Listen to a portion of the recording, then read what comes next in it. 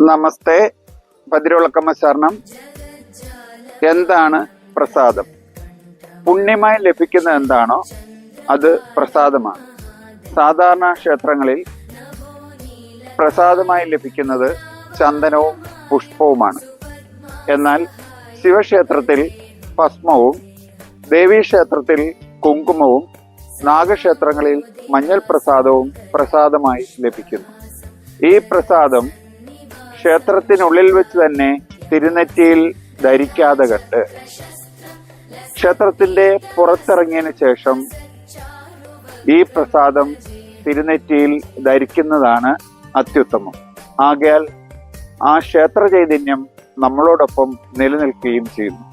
ഓം ആദിപരാശക്തിയെ നമഃ. ഭദ്രവിളക്കമ്മേ ശരണം.